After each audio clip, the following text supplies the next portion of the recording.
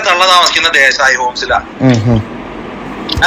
തിരിഞ്ഞു പോലും അവൻ നോക്കാറില്ല. ഇതൊക്കെ ഞാൻ കഴിഞ്ഞോടെ ചോദ്യം ചെയ്താണ്. അവന്റെ അമ്മ എന്റെ വീട്ടിൽ വന്ന് എന്തിനാ ശബരീഷ് അങ്ങനെയൊക്കെ പറഞ്ഞേ, ഉള്ള കാര്യമല്ലേ പറഞ്ഞേ, ഞാൻ നുണയൊന്നും പറഞ്ഞിരുന്നല്ലോ.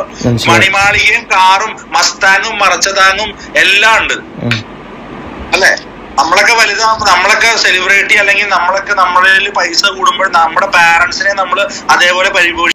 ഹായ് എവരിവൺ, അപ്പന്റെ പുതിയൊരു വീഡിയോയിലേക്ക് സ്വാഗതം. അപ്പൊ ഞാനിന്ന് വന്നിരിക്കുന്നത് ടിനി ടോമിനെതിരെ ഗുരുതര ആരോപണവുമായി വീണ്ടും അയൽവാസി രംഗത്തെത്തിയിട്ടുണ്ട്.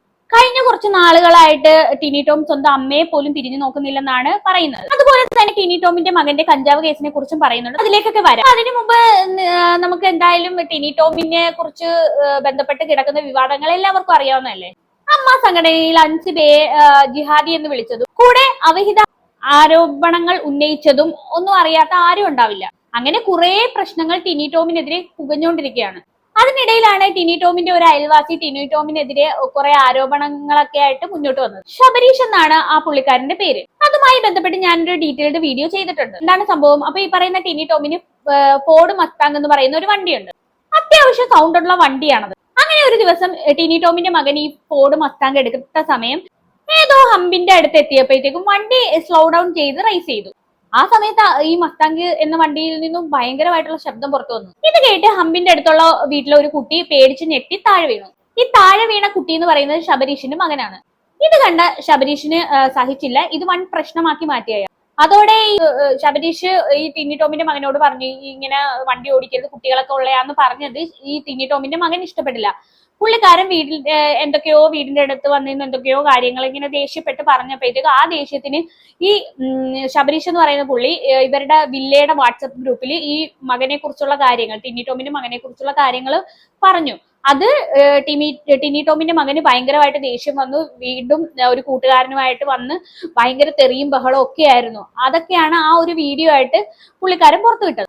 അങ്ങനെ ഇതുമായി ബന്ധപ്പെട്ട് ശബരീഷ് പോലീസ് സ്റ്റേഷനിൽ പോയി ടിനി ടോമിന്റെ മകനെതിരെ കേസ് കൊടുത്തു. പക്ഷെ പോലീസുകാരെല്ലാം കൂടി നേരെ തിരിഞ്ഞ് വാദി പ്രതിയായി. ടിനി ടോമിന്റെ മകന് എതിരെ കേസ് കൊടുക്കാൻ വേണ്ടി പോയ ശബരീഷിനെതിരെ കേസ് എടുക്കണോ എന്നൊക്കെ പോലീസുകാരൻ ചോദിച്ചു. ഇതോടുകൂടി പിന്നെ ഈ ശബരീഷിന് ആ പോലീസ് സ്റ്റേഷനിൽ നിന്നും അപമാനിതനായിട്ട് പുറത്തിറങ്ങേണ്ടി വന്നു. ഇതായിരുന്നു കഴിഞ്ഞ കുറച്ച് ദിവസങ്ങളിലായി ശബരീഷ് വന്ന് ടിനി ടോമിന്റെ മകനെ കുറിച്ചും ഒക്കെ ഇങ്ങനെ പറഞ്ഞുകൊണ്ടിരുന്നത്. നമ്മൾ എന്തായാലും അതിനെക്കുറിച്ച് ഡീറ്റെയിൽ ആയിട്ട് ഡിസ്കസ് ചെയ്ത കാര്യമാണ്. കണ്ടിട്ടില്ലാത്തവർ പോയി അതൊന്ന് കാണുക. കൂടാതെ പുള്ളി വേറൊരു കാര്യം കൂടെ പറയുന്നുണ്ട്, അനധികൃതമായി ഭൂമി കയ്യേറിയ ഒരു കാര്യം. എന്തായാലും അതിനൊക്കെ പിന്നാലെ കുറച്ച് കൂടുതൽ കാര്യങ്ങൾ വെളിപ്പെടുത്തിക്കൊണ്ടാണ് ഇപ്പൊ ശബരീഷ് വന്നിരിക്കുന്നത്. യൂഷ്വൽ സൈക്കോ എന്ന് പറയുന്ന ചാനലിലാണ് പുള്ളിക്കാരന്റെ വെളിപ്പെടുത്തൽ. എന്തായാലും പുള്ളിക്കാരൻ സംസാരിക്കുന്നതിന്റെ ഒരു വോയിസ് ക്ലിപ്പ് പുറത്തു വന്നിട്ടുണ്ട്. അതൊന്ന് കേട്ടു നോക്കാം. എനിക്ക് ഈ പറയുന്ന വ്യക്തിയോട് പൂർവ്വവൈരാഗ്യങ്ങളോ പ്രശ്നങ്ങളോ ഒന്നും എനിക്കില്ല. പക്ഷെ ഈ പറയുന്ന വ്യക്തി ടിനി ടോം എന്ന് പറയുന്ന വ്യക്തി എന്റെ ലൈഫിനെ കാര്യമായി ബാധിക്കാൻ കുറച്ച് കാരണങ്ങളുണ്ട്. അതിൽ ഒന്നാമത്തെ കാരണം എന്ന് പറഞ്ഞാൽ ടിനി ടോം എന്ന് പറയുന്ന വ്യക്തി പെരിയാർ ഹെർമിറ്റേജിൽ എന്ന് താമസിക്കാൻ വന്നു അന്ന് മുതൽ ഭയങ്കരമായ ഭരണ പരിഷ്കാരങ്ങൾ, അതായത് ടിനി ടോം എന്ന് പറയുന്ന വ്യക്തി പെരിയാർ ഹെർമിറ്റേജ് എന്ന് പറയുന്ന ഒരു കോളനിയിൽ വന്നപ്പോ ഈ കോളനിയിലുള്ള സകല അണ്ടനും അടകോടനും ചെമ്മാനും ചെരുപ്പൂത്തിയൊക്കെ സെലിബ്രിറ്റി എന്നുള്ളൊരു, അതായത് അവൻ വന്നു അവന്റെ കൂടെ നടക്കണവനൊക്കെ സെലിബ്രിറ്റിയാണ്. ക്വാളിറ്റി ഇല്ലാത്ത മനുഷ്യന്മാർ ഒരു സെലിബ്രിറ്റിയാണ്. ആ രീതിയിലുള്ള നമ്മളെയൊക്കെ കാണുമ്പോൾ ഒരു പുച്ഛഭാവം. ഞാൻ കമ്പനിപ്പള്ളിയിൽ ജനിച്ചു കിടന്ന ഒരാളാണ്. ഓക്കെ, നമ്മളെ കാണുമ്പോൾ ഒരു പുച്ഛഭാവം. അങ്ങനെയാണല്ലോ ഈ പുച്ഛിക്കുന്ന സ്വഭാവം ടിനി ടോമിന്റെ രക്തത്തിൽ പണ്ടേ അലിഞ്ഞു ചേർന്ന ഒരു കാര്യമാണ്. അൻസിബാനെ ഇതുപോലെ പുച്ഛിച്ച് തള്ളിയതിന്റെ പരിണിത ഫലമാണല്ലോ ഇപ്പൊ മൂപ്പര് അനുഭവിച്ചുകൊണ്ടിരിക്കുന്നത്. അത് പിന്നെ പറഞ്ഞിട്ട് കാര്യമില്ല, അങ്ങനെ ഒരു മനുഷ്യനായി പോയി. ഇയാൾ ഒരുപാട് പേരെ പുച്ഛിച്ചിട്ടുണ്ട്. ഈ മിമിക്രിയില് പുള്ളിക്കാരനെ ട്രോളിയ ഒരുപാട് കലാകാരന്മാരെയൊക്കെ ഇയാള് പുച്ഛിച്ച് തള്ളിയിട്ടുണ്ട്. അന്നേ എനിക്ക് തോന്നിയിട്ടുണ്ട് ഇയാള് ഭയങ്കര അലഗന്റ് ആണെന്ന്. ഇവർ ആദ്യമായി ചെയ്ത് എന്താന്ന് വെച്ച് കഴിഞ്ഞാല്, എന്റെ മകൻ, അതായത് അന്ന് എന്റെ മകൻ രാജശ്രീ പബ്ലിക് സ്കൂളില് LKG പഠിക്കുകയായിരുന്നു. ഞങ്ങള് വില്ല നമ്പർ 80 താമസിക്കുമ്പോ ആ വില്ലയുടെ അവിടം വരെയുള്ള അവന്റെ ബസ് അങ്ങോട്ട് നിർത്തലാക്കി. ബസ് ഗേറ്റിന് പുറത്ത് വന്നാൽ മതി, കാരണം വലിയ വണ്ടിയാണ്, റോഡ് ചീത്തയാവും. ഓ, അപ്പോ ഈ വലിയ വണ്ടിയൊക്കെ ആ റോഡിൽ കൂടെ പോയി കഴിഞ്ഞു കഴിഞ്ഞാൽ, റോഡ് ചീത്തയായി കഴിഞ്ഞാൽ ടിനി ടോമിന്റെ ഈ വലിയ വണ്ടി ഉണ്ടല്ലോ ഫോർഡ് മസ്താങ് ഒന്നും ഓടിക്കാൻ പറ്റത്തില്ലല്ലോ ആ റോഡിൽ കൂടിയാ. അതുകൊണ്ട് തന്നെ വലിയ വണ്ടികളൊക്കെ ഇവരുടെ റോഡിൽ കൂടെ വരുന്നത് ടിനി ടോം തടഞ്ഞു എന്നുള്ളതാണ്. വല്ലാത്തൊരു മനുഷ്യൻ തന്നെ. ഇയാളുടെ സൗകര്യം മാത്രമേ നോക്കുന്നുള്ളൂ തോന്നുന്നു. എത്രത്തോളം ബാക്കിയുള്ള മനുഷ്യര് ബുദ്ധിമുട്ടുന്നുണ്ടെന്നുള്ള കാര്യം ഇയാൾ മനസ്സിലാക്കുന്നില്ല. ഓക്കെ, ഈ ടിനി ടോം എന്ന് പറയുന്ന വ്യക്തി, ബ്രോ എന്റെ ഒരു സംശയം, ഞങ്ങൾ വെക്കേഷൻ വന്നേക്കുമുണ്ട്, ഞാൻ സ്വിച്ചിലായിരുന്നു. അല്ല സ്വിച്ചിലും യുകെയിലും പോർച്ചുഗലിലൊക്കെ ചെറിയ ട്രാവൽ ആൻഡ് ടൂറിസം ബിസിനസ് ഒക്കെ ചെയ്യുന്ന ഒരാളാണ്. ഓക്കെ, അപ്പോ ഞങ്ങൾ വെക്കേഷൻ വന്നേക്കും നടന്ന സംഭവം ഞാൻ അതിനെപ്പറ്റി ചോദ്യം ചെയ്തപ്പോ ഞങ്ങളെ വാട്സ്ആപ്പ് ഗ്രൂപ്പിൽ നിന്ന് അങ്ങോട്ട് മാറ്റി കളഞ്ഞു. ഓക്കെ, അല്ല എന്റെ ഒരു സംശയം, അവര് ചോദ്യം ചെയ്യാൻ ഈ ടിനി ടോം അവിടെ വരുന്നതിന് മുമ്പ് അവിടെ താമസിച്ചോണ്ടിരുന്ന ആൾക്കാരല്ലേ നിങ്ങള്? പറയേണ്ടവരോട് ഞാൻ നല്ല പറഞ്ഞു. അല്ല, പുള്ളിക്കാരൻ ചോദ്യങ്ങൾ കേൾക്കുന്നുമില്ല, പറഞ്ഞതുകൊണ്ട് ഇങ്ങനെ ഇരിക്കും. എന്തോ ഒരു ക്വസ്റ്റ്യൻ ചോദിച്ചാൽ ആൻസർ പറയണ്ടേ? മൂപ്പര് ചോദിക്കുന്ന ആളെ ചോദ്യം അങ്ങ് ചോദിക്കുന്നു, ഉത്തരം പറയേണ്ട ആളും ഇങ്ങനെ ചുമ്മാ എന്തൊക്കെയോ സംസാരിച്ചോണ്ടിരിക്കുന്നു.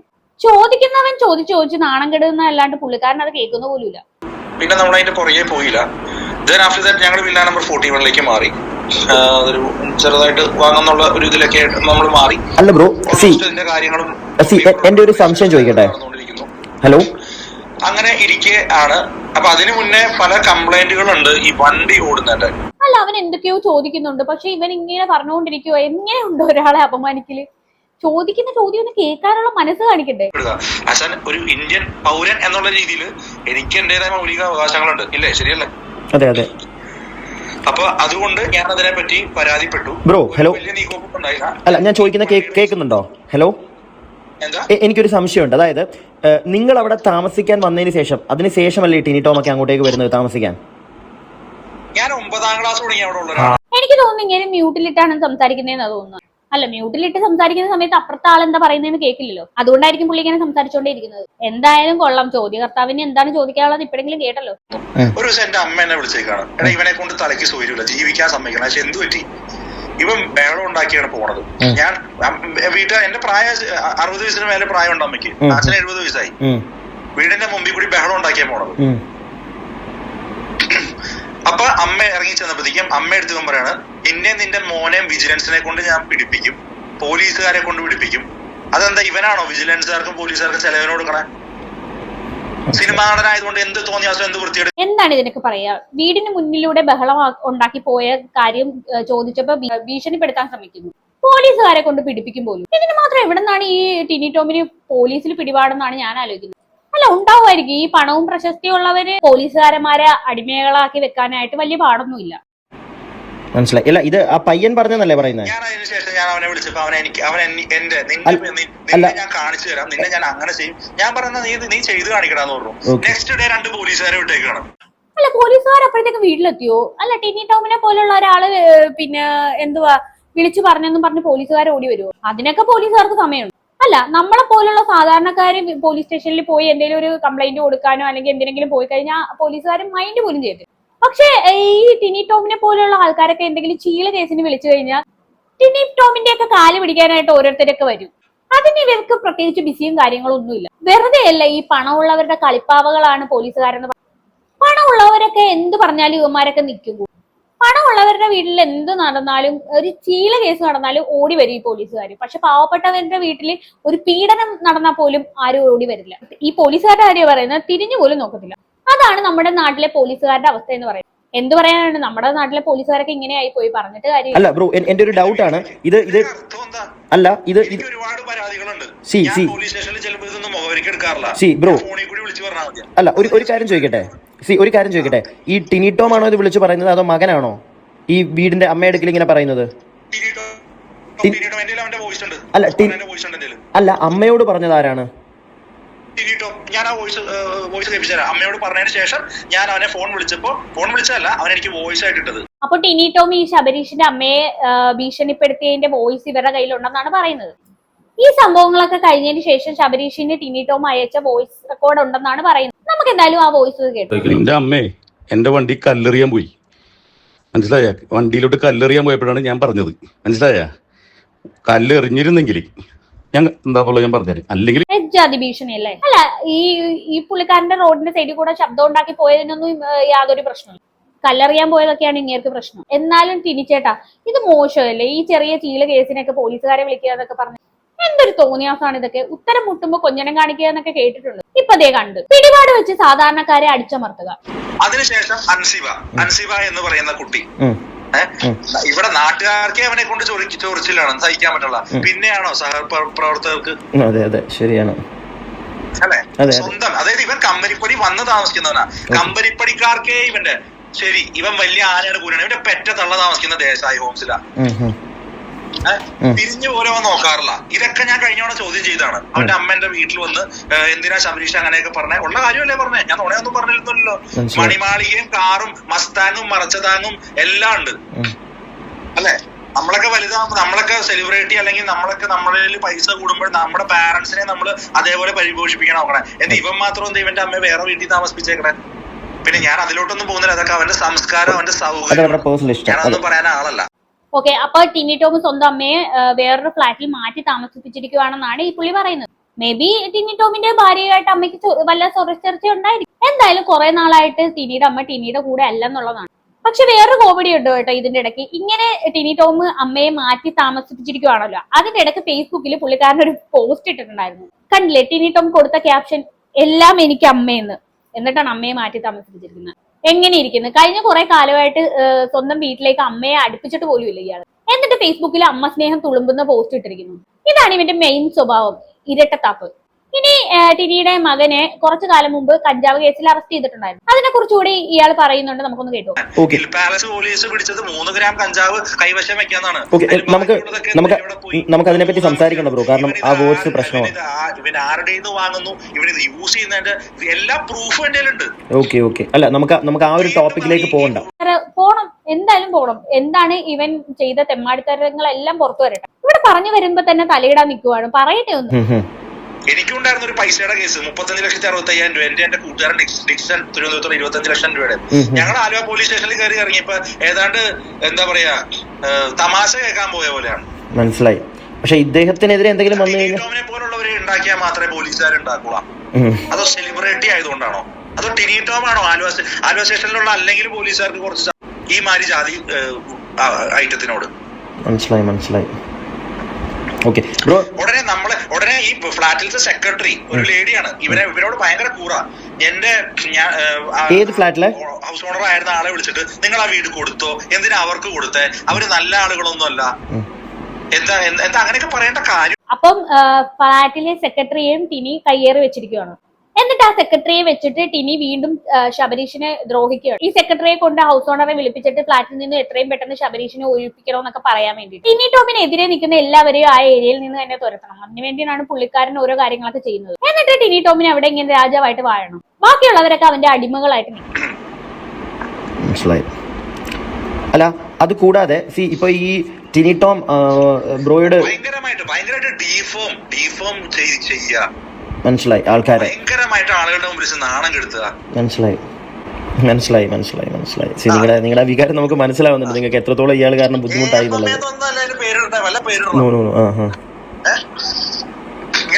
ഇനി നാളെ എന്റെ പേരിൽ കേസ് വരട്ടെ, അപ്പൊ അതിനുള്ള പ്രൂഫും കൂടി ഞാൻ ഹാജരാക്കാം, എന്തൊക്കെയാ നടക്കണെന്നുള്ളതിന്റെയൊക്കെ. ഇവനൊക്കെ സ്കോട്ട്ലൻഡിലും UK-ലും മൊറോക്കോയിലൊക്കെ വന്ന് കാണിക്കണതിന്റെ വീഡിയോ ഒക്കെ എന്റെ ഉണ്ട്. അല്ല ഈ ഇവിടെയൊക്കെ എന്താ പരിപാടി ടിനി ടോമിന്? വേറെ വല്ല പരിപാടിയാണോ? എന്തായാലും അങ്ങനെയാണെന്നുണ്ടെങ്കിൽ അതും കൂടി പുറത്തു വന്നു കഴിഞ്ഞാൽ ഈ സമയത്ത് അടിപൊളിയായിരുന്നു. ഇവരൊക്കെ എന്റെ പേര് വീഡിയോയിലുണ്ട്, എന്റെ വീഡിയോ ഉണ്ട്. മനസ്സിലായി. എന്റെ കയ്യിൽ വീഡിയോ ഉണ്ട്. അപ്പൊ അത് ഞാൻ ഏറിടാം. പിന്നെ ഈ ചെറുക്കൻ കഞ്ചാവ് യൂസ് ചെയ്യണേന്റെ, ഇവൻ വാങ്ങണേന്റെ, ഇവന്റെ ബ്രോ വെറുതെ ശബരീഷ് വായിത്താളടിക്കണല്ല. ഞാനത് ടിനി ടോമിന്റെ കൊച്ചനോടും ടിനി ടോമിനോടും ഞാൻ മലയാളത്തിൽ പറഞ്ഞ, മോനെ എന്നെ ഉപദ്രവിക്കാൻ വരരുത്, ഞാൻ ആരോടും അങ്ങോട്ടും ഒന്നും കയറാറില്ല. അത് നിങ്ങൾ എന്റെ നാട്ടിൽ വന്ന് അന്വേഷിച്ചാൽ മതി. ഞാൻ പുറത്തോട്ട് പോകാറില്ല. എന്റെ വീട്ടുകാരുടെ കാര്യം നോക്കി എന്റെ കുടുംബത്തില് ഞാൻ അത്യാവശ്യം കഴിക്കുന്ന ആളുമാണ്. അത് എന്റെ സൗകര്യം, എന്റെ വീട്ടിലിരുന്ന് ഞാൻ കഴിക്കുന്ന പറഞ്ഞ് മറ്റുള്ളവരുടെ മേത്തോട്ട് കയറാൻ ഞാൻ പോയി കഴിഞ്ഞാൽ ഞാൻ പറഞ്ഞല്ലോ, അത്യാവശ്യം നല്ല കായികാഭ്യാസികളെ കമ്പനി പഠിക്കാര്. മനസ്സിലായി. അപ്പൊ ചുരുക്കി പറഞ്ഞു കഴിഞ്ഞാൽ ടിനി ടോമും മകനും കൂടെ ശബരീഷിനെ ചെറുതായിട്ടൊന്ന് ചൊറിഞ്ഞതാണ്. ശബരീഷ് എന്ത് ചെയ്തു? ടിനി ടോമിന്റെ കംപ്ലീറ്റ് ഹിസ്റ്ററി അങ്ങ് എടുത്ത് പുറത്തിട്ടു. വല്ല ആവശ്യം ഉണ്ടായിരുന്ന ടിനി ചേട്ടാ? ഈ ചെറിയ ചീല കേസിനൊക്കെ ശബരീഷിനെ വെറുപ്പിക്കാൻ നിന്നിട്ടല്ലേ? മൂർഖം ബാബിനെയാണല്ലോ നിങ്ങൾ ദ്രോഹിച്ചത്. എന്തായാലും സാരമില്ല, പോട്ടെ, വരാനുള്ളത് വൈകിട്ടെങ്കിലെന്നാണല്ലോ. ചേട്ടാ ഈ ലാസ്റ്റ് ആയിട്ട് പേര് മാറ്റണം എന്ന് പറഞ്ഞതിൽ വളരെയധികം ക്ഷമ ഞാൻ പറയുന്നു. പക്ഷെ പറയാണ്ടിരിക്കാൻ പറ്റണില്ല, കാരണം ഒരുപാട് മഹാരഥന്മാരിടുന്നതാണ് ഈ അമ്മ എന്ന് പറഞ്ഞ അസോസിയേഷൻ. ശരിയല്ലേ? അതെ ശരിയാണ്.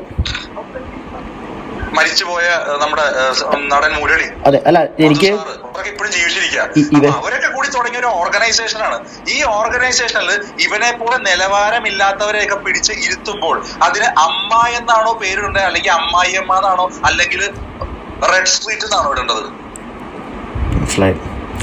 ഞാൻ പെൺകുട്ടി എത്ര അൻസിബ എന്ന് പറയുന്ന പെൺകുട്ടി എത്ര വിഷമകരമായിട്ട് അവരുടെ വിഷമം ഇതാക്കണ. ഇതൊന്നും ഒരു പറ്റം ചേച്ചിമാർക്കൊന്നും ഇതൊന്നും കണ്ണിനേരെ കണ്ടുകൂടാ. എത്ര ലാഘവത്തോടു കൂടിയാ അവര് സംസാരിക്കുന്നത്. അവനോനും നൊന്താലേ ഇതാവുള്ളൂ. ശരിയല്ലേ? അതെ അതെ, സത്യമാണ്. സ്വന്തം കുടുംബത്തിലെ ഒരുത്തനോ അല്ലെങ്കിൽ സ്വയം നോവുമ്പോഴേ മനസ്സിലാവുള്ളൂ. അതെ അതെ, കറക്റ്റ് ആണത്. ശരി ശരി. അത് കഴിഞ്ഞിട്ട് ഇയാൾക്കെതിരെ എന്തെങ്കിലും കേസായിട്ട് നിങ്ങൾ കൊടുത്തിട്ടുണ്ടോ ആലുവ പോലീസ് സ്റ്റേഷനിൽ എവിടെയെങ്കിലും? ആലുവ പോലീസ് സ്റ്റേഷൻ ടിനി ടോമിന്റെ അല്ലേ, പിന്നെ ഞാൻ കൊടുത്തിട്ട് എന്താ കാര്യം? ഒരു കാര്യമില്ലല്ലോ. ഇവിടെ വേറെ എങ്ങോട്ടെങ്കിലും പരാതിയായിട്ടും ചേട്ടൻ മുന്നോട്ട് പോയിട്ടുണ്ട്? കോംപ്രമൈസ് ആക്കാനായിട്ട് അവിടെ ആര് വന്നാലും വാദ്യ പ്രതിയാക്കണ ഒരു തടിയനുണ്ട്. അവനെയൊക്കെ ആരാണാവോ പോലീസിലെടുത്തത്? ഞാൻ അത്യാവശ്യം ഇപ്പോഴും ഒരു പാക്കൊക്കെ ഉള്ള ഒരു ബോഡി ബിൽഡറാണ് ഞാൻ.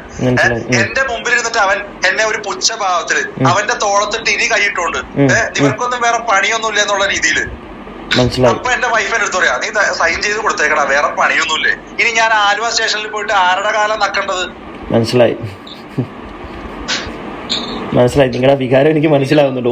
ഒന്നും നടക്കുന്നില്ല അല്ലേ? ആർക്കും വേറെ പണിയില്ലേ? മനസ്സിലായി. ആ എഴുതണ സമയവും ആ കളയണ മഷി ഉണ്ടെങ്കിൽ വേറെ എന്തൊക്കെ പരിപാടികളൊന്നും ചെയ്യാം. ആ പറഞ്ഞത് ശരിയാണ്. ഈ ടിനി ടോമിനെതിരെ പോലീസ് സ്റ്റേഷനിൽ പരാതി കൊണ്ട് കൊടുക്കുന്നതിന്റെ ഭേദം കടപ്പുറത്ത് പോയി തിരമാല എണ്ണുന്നതായിരിക്കും. അതാകുമ്പോ ആ തിരമാല എണ്ണിയ സാറ്റിസ്ഫാക്ഷൻ എങ്കിലും കിട്ടും. ഈ പോലീസ് സ്റ്റേഷനിൽ കയറി അപമാനിതനായിട്ട് ഇറങ്ങി വരുന്നതിലും ഭേദം അതല്ല. ഒരു ടിനി ടോമും ഉണ്ട് ആ പുള്ളിക്കാരന്റെ കാലിൽ നിൽക്കുന്ന കുറെ പോലീസുകാർ. മനസ്സിലായി. ഒരു തവണ ആ പരാതിയുടെ കോപ്പി എന്തെങ്കിലും ഒരു തവണ കൊടുത്തപ്പോ ശബരീഷിനെതിരെ കേസെടുക്കണം. അവൻ പറയാണ് സിയുടെ മുമ്പിൽ ഇരുന്ന് ടിനിച്ചേട്ടൻ ആലോചിക്കും. ഞാൻ ആദ്യം പറയുന്നത് കേസായിട്ട് തന്നെ പോട്ടെ. എന്റെ ഒരു ഫാമിലി ഫ്രണ്ട്, പുള്ളി രാഷ്ട്രീയത്തിൽ പാർട്ടിയിലുള്ളതാണ്, കോൺഗ്രസ് പാർട്ടിയിലുള്ളതാണ്. പുള്ളി എന്നെ വിളിച്ചിട്ട് പറഞ്ഞു, എടാ നിനക്ക് കയറി പോകണ്ടല്ലേ, നീ ഇതിനു വേണ്ടിയിട്ടാണ് നാട്ടിൽ വന്നേ? ഞാൻ പറഞ്ഞ നീ അനുസരിക്കില്ലേ? എന്റെ ഫാദറിന്റെ ക്ലാസ്മേറ്റ് ആണ്. അദ്ദേഹം പറഞ്ഞോണ്ട് മാത്രമാണ്. മനസ്സിലായി. ഒതുങ്ങണ്ട വന്നു. കാര്യം പറയാട്ടോ, ഇതൊക്കെ വല്ല പാണ്ടിലോറിയുടെ ഇടയിൽ പോവുള്ളൂ. എനിക്ക് സ്വപ്നങ്ങളും ആഗ്രഹങ്ങളും ഉണ്ട്. ഞാൻ കാണാത്ത രാജ്യങ്ങളില്ല. എനിക്ക് 40 വയസ്സായി. യൂറോപ്പിൽ ഞാൻ കാണാത്ത രാജ്യങ്ങളില്ല. ഇവരൊക്കെ ഈ കഞ്ചാവ് പിടിച്ച് ആരെങ്കിലൊക്കെ തല്ലിക്കൊല്ലും, അല്ലെങ്കിൽ ഈ ചെറുക്കനൊക്കെ ഏതെങ്കിലും പാണ്ടിലോറി കയറി തീരും. പൊതുജനം എന്ന് പറയുന്ന കഴുത മറ്റേ ഇവന്റെ സിനിമ കണ്ടും റിയാലിറ്റി ഷോയ്ക്ക് റീച്ച് കൂട്ടിയിട്ടാണല്ലോ ഇവൻ മസ്താങ്ങും മർച്ചതാങ്ങും ഒക്കെ മേടിച്ചത്. അല്ലാതെ ഇവന്റെ അമ്മ ഇവന്റെ ഗർഭപാത്രത്തിൽ നിന്ന് റിലീസ് ചെയ്യുമ്പോൾ ഒരു കയ്യില് മസ്താങ്ങും വേറൊരു കയ്യില് ബെൻസും അവന്റെ കഴുത്തിൽ തേങ്ങാകൊലയായിട്ടൊന്നുമല്ല വന്നത്. അല്ലല്ല, പക്ഷെ ഇപ്പൊ അത്യാവശ്യം ആളുകൾക്കൊക്കെ മനസ്സിലായിട്ടുണ്ട്. ഇപ്പൊ ഏകദേശം ആളുകൾക്ക് കാര്യങ്ങൾ മനസ്സിലായിട്ടുണ്ട്. ഇതൊക്കെ നമ്മളെ പോലുള്ള അല്ലെങ്കിൽ ഞങ്ങളെ പോലുള്ള വിഡ്ഢികളായ ജനങ്ങൾ ഇരുന്ന് കക്കക്കാന്ന് ചിരിച്ചും റേറ്റിംഗ് കൂട്ടിയും സിനിമയ്ക്ക് ടിക്കറ്റ് എടുത്ത് ക്യൂ നിന്നും എന്നിട്ട് സെലിബ്രിറ്റിയും മറ്റേ മെഗാസ്റ്റാറും ആക്കിയവർക്ക് ഞങ്ങളെ പോലുള്ള ജനങ്ങളെ കാണുമ്പോൾ മെഗാസ്റ്റാർ ടിനി ടോം ഒന്ന് ചിരിപ്പിക്കാതെ പോകേട്ടാ. മെഗാസ്റ്റാർ പോയിട്ട് ഒരു സാധാ നടനാകാനുള്ള കഴിവ് പോലും ടിനിക്കില്ല. അല്ലെങ്കിൽ എന്ത് പറഞ്ഞിട്ടാണ് ഈ ടിനി ടോമിനെ മെഗാസ്റ്റാർ എന്നൊക്കെ വിളിക്കുന്നത്? ഈ മിമിക്രിയിലൂടെയാണ് ടിനി ടോം ഈ സിനിമയിലേക്ക് വരുന്നത്. ഈ മിമിക്രി എന്ന് പറഞ്ഞാൽ എന്ത് മിമിക്രിയാണ് ഈ പുള്ളിക്കാരൻ കാണിക്കുന്നത്? സ്വന്തം ശബ്ദത്തിൽ എല്ലാവരുടെയും വോയിസ് എടുക്കുക, അതാണ് മിമിക്രി. എന്നാൽ അത് കണ്ട് കൈയടിക്കാൻ കുറെ ഉണ്ട്. മിമിക്രി എന്താണെന്ന് അറിയാത്തവര് ചിലപ്പം കൈയടിക്കുമായിരിക്കും. എന്നിട്ടും ഈ സിനിമാ ഫീൽഡിൽ പിടിച്ചു നിൽക്കുന്നല്ലോ എന്ന് ആലോചിക്കുമ്പോഴാണ് കഴിവുള്ള എത്രയോ ആൾക്കാരുണ്ട്, അവരെയൊക്കെ എടുത്തൂടെ? കഴിവുള്ള ഒരുപാട് പേര് സിനിമയിൽ അവസരം കിട്ടാൻ വേണ്ടിട്ട് ക്യൂ നിൽക്കുവാണ്. ആ കാലത്താണ് ഈ പുള്ളിക്കാരൻ പുട്ടുപോലെ കുറെ സിനിമയിൽ അഭിനയിച്ചു പോകുന്നത്. എന്താണ് കാരണം? പണവും പിടിപാടും തന്നെ. കഴിവില്ലാതെ എങ്ങനെ സിനിമയിൽ പിടിച്ചു നിൽക്കാമെന്നുള്ള ഉത്തമ ഉദാഹരണമാണ് ടിനി ടോം. ഇവനൊക്കെ ഇനിയും ഒരുപാട് നാള് ഈ ഫീൽഡിൽ നിലനിന്നു പോകും. എന്തായാലും ഇവന്റെ അഹങ്കാരം നിർത്തണം, എങ്ങനെയെങ്കിലും നിർത്തിക്കണം. അതിൽ കൂടുതൽ എനിക്കൊന്നും പറയാനില്ല. ഇത് കേട്ടിട്ട് നിങ്ങൾക്ക് എന്താണ് തോന്നുന്നത് വെച്ചാൽ താഴെ കമന്റ് ബോക്സിൽ കമന്റ് ചെയ്യുക. അടുത്തൊരു വീഡിയോ കാണാം. അതുവരെ ബൈ ബൈ.